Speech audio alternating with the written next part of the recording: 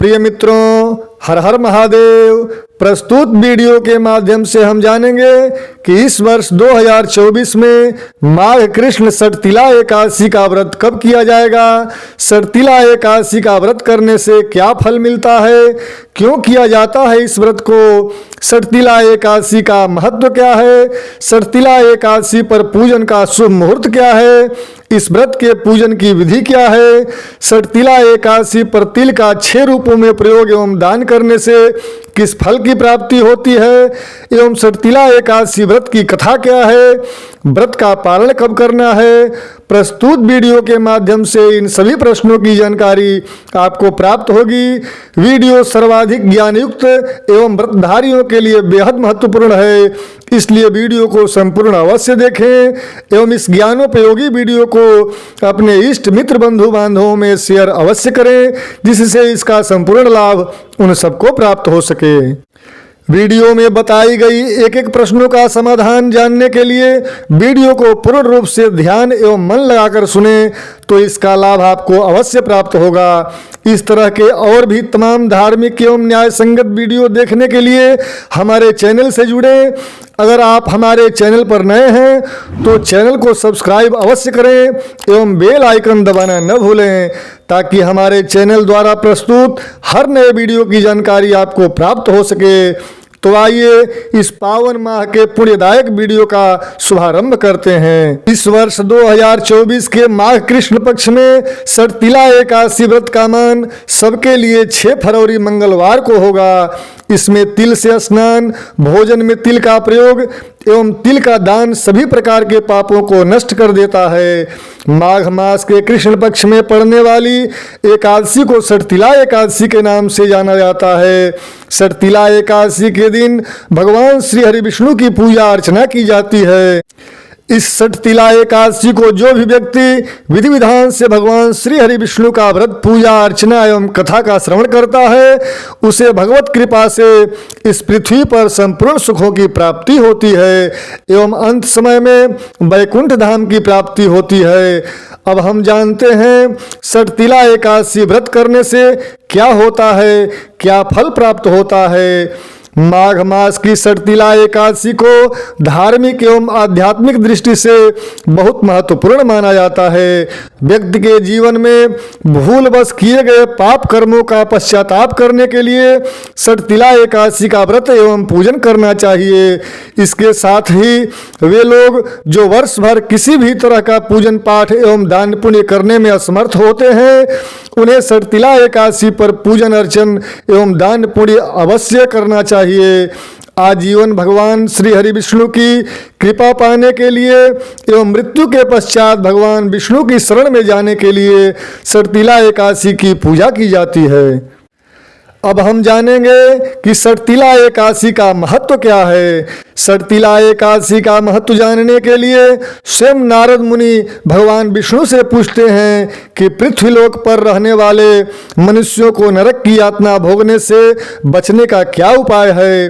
तब भगवान विष्णु ने नारद जी को षटतिला एकादशी की महिमा बताई कि जो मनुष्य सदा के लिए मेरी शरण में रहना चाहते हैं, उनके लिए षटतिला एकादशी का व्रत करना एक शुभ अवसर के समान होता है। पद्म पुराण में भी वर्णन आया है कि षटतिला एकादशी पर किया गया दान, पूजा एवं व्रत का लाभ कन्यादान और स्वर्णदान के समान पुण्य फलदायी होता है। हजारों वर्षों की तपस्या से जो फल प्राप्त होता है, वही फल एकमात्र षटतिला एकादशी का व्रत करने से मिल जाता है। किसी कारणवश आप षटतिला एकादशी के दिन व्रत नहीं भी रख पा रहे हैं, तब भी आप अपनी पूजन और दान में तिल का प्रयोग कर सकते हैं। अब हम जानते हैं षटतिला एकादशी में तिल का क्या महत्व है एवं तिल का 6 रूपों में प्रयोग एवं दान करने से किस फल की प्राप्ति होती है।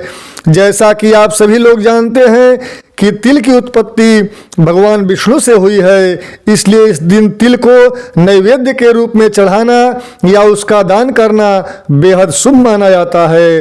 माघ मास के कृष्ण पक्ष में एक ऐसी एकादशी मनाई जाती है जो तिल का दान करने के लिए अत्यंत शुभ है। वह यही एकादशी है जिसे षटतिला एकादशी के नाम से जानते हैं। इस दिन तिल का 6 रूपों में प्रयोग एवं दान करने से स्वर्ग की प्राप्ति होती है। सटतिला एकादशी के दिन जो व्यक्ति जितने तिल का दान करता है उसे उतने 1000 वर्षों तक स्वर्ग में स्थान प्राप्त होता है। इस दिन तिल का प्रयोग 6 रूपों में इस प्रकार करना चाहिए। नंबर 1, काले तिल का उपटन लगाना चाहिए। नंबर 2, तिल मिश्रित जल से स्नान करना चाहिए। नंबर 3, तिल से हवन करना चाहिए। नंबर 4, तिल से देव ऋषि एवं पितृ तर्पण करना चाहिए। नंबर 5, तिल का प्रयोग भोजन में भी करना चाहिए। एवं 6वां, विशेष रूप से तिल का दान करना चाहिए। इस प्रकार जो स्त्री पुरुष सटतिला एकादशी का व्रत रखते हैं, भगवान उनको अज्ञानता पूर्वक किए गए सभी अपराधों से मुक्त कर देते हैं एवं पुण्य दान देकर स्वर्ग में स्थान प्रदान करते हैं। अब हम जानते हैं सटतिला एकादशी व्रत शुभ मुहूर्त के बारे में। इस वर्ष 2024 में माघ कृष्ण सटतिला एकादशी का प्रारंभ 5 फरवरी को दिन में 12:15 के बाद हो रहा है एवं 6 फरवरी मंगलवार को दिन में 11:37 तक रहेगा। इसलिए उदय व्यापिनी तिथि को मानते हुए सटतिला एकादशी का व्रत 6 फरवरी दिन मंगलवार को किया जाएगा। व्रत का पारण 7 फरवरी दिन बुधवार को सूर्योदय के बाद आप सब अपनी सुविधा के अनुसार कर सकते हैं। अब हम जानेंगे सटतिला एकादशी पूजा विधि के बारे में। सटतिला एकादशी के दिन प्रातः काल उठकर तिल का उपटन लगाएं एवं जल में तिल डालकर स्नान करें। नित्य कर्म स्नान आदि क्रिया से निवृत्त होकर व्रत का संकल्प करें। इस व्रत को आप निराहार भी कर सकते हैं, अन्यथा संभव न हो तो फलाहार के साथ भी रह सकते हैं। सबसे पहले पूजा स्थल में साफ सफाई कर लें। इसके बाद शुद्ध आसन में बैठ जाएं, आचमन प्राणायाम कर लें, पूजा की थाली सजा लें। पूजन की थाली में तिल अवश्य रखें। पुनः एक चौकी पर पीला वस्त्र बिछावें, उस पर भगवान श्री हरि विष्णु की प्रतिमा या चित्र स्थापित करें। प्रतिमा या चित्र को जल से सिंचन करें। पुनः भगवान विष्णु का पूजन करने के लिए उन पर 4 बार जल चढ़ाएं। फिर दूध, दही, शहद, घी, चीनी एवं पंचामृत से पृथक पृथक स्नान करावें। पुनः शुद्ध जल से स्नान करावें एवं साफ वस्त्र से भगवान के कोमल अंगों का प्रोक्षण करें। अगर केवल चित्र हो तो केवल जल से मार्जन कर पोंछ देना चाहिए। इसके बाद भगवान श्री हरि के अंगों में इत्र का लेपन करें। सुंदर नवीन वस्त्र पहनावें। भगवान के मस्तक में चंदन लगावें, तिल चढ़ाएं, सुंदर सुगंधित पुष्पमाला पहनावें। इसके बाद धूप दीप दिखावें, नैवेद्य अर्पण करें। नैवेद्य में तिल से बनी हुई सामग्री जरूर अर्पण करें। इसके बाद भगवान के द्वादशाक्षर मंत्र ओम नमो भगवते वासुदेवाय का जप करें। पूजन के अंत में कर्पूर की छोटी आरती कर लें। इसके पश्चात व्रत कथा का श्रवण करें। पुनः भगवान की मंगलमयी आरती करें। भक्तों में प्रसाद का वितरण करें। पूरे दिन व्रत रहें एवं व्रत के नियमों का पालन करें एवं अगले दिन यथाशक्ति ब्राह्मण भोजन करावें। भोजन में तिल से बनी हुई भोज्य पदार्थ जरूर शामिल करें। भोजन के पश्चात ब्राह्मण को दक्षिणा दें और तिल का दान अवश्य करें एवं शुभ मुहूर्त में व्रत का पारण करें। अब हम जानते हैं सटतिला एकादशी व्रत कथा के बारे में। पद्म पुराण के अनुसार प्राचीन काल में मृत्युलोक में एक वयोवृद्धा ब्राह्मणी रहती थी जो अधिक समय भगवान के पूजन अर्चन एवं भगवान नाम स्मरण में व्यतीत करती हुई जीवन यापन कर रही थी। धर्म का आचरण करते हुए वह अनेक व्रत करती थी तथा उसने कन्याओं को वस्त्र दान तथा ब्राह्मणों को भूमि का दान भी किया। व्रत आदि करने से वह ब्राह्मणी काफी निर्बल हो गई थी। एक दिन भगवान ने उसका कल्याण करने के लिए साधु का वेश बनाया और उसके द्वार पर जाकर भिक्षा मांगने लगे। ब्राह्मणी ने उस साधु से पूछा कि वह कौन है और कहाँ से आया है। बार बार पूछने पर भी उसके प्रश्न का भगवान ने कोई उत्तर नहीं दिया। तब वह ब्राह्मणी चिढ़ गई और उसने गुस्से में एक मिट्टी का ढेला साधु वेश में खड़े भगवान के भिक्षा पात्र में डाल दिया। कुछ समय पश्चात ब्राह्मणी की मृत्यु हो गई। उसके कर्मों के अनुसार उसे अंत में स्वर्गलोक में स्थान तो प्राप्त हुआ, परंतु उसे खाने पीने के लिए कुछ भी नहीं मिला, जिस कारण वह स्वर्ग में रहते हुए भी अशांत रही। एक दिन उसने रोते रोते भगवान से प्रार्थना की कि हमें किस पाप का दंड मिल रहा है। तब भगवान ने कहा कि तुमने बहुत व्रत जप तप एवं दान किया, लेकिन ब्राह्मण को अन्न का दान नहीं किया, और तो और अपने दरवाजे पर आए हुए भिक्षुक के भिक्षा पात्र में मिट्टी का ढेला डाल दिया।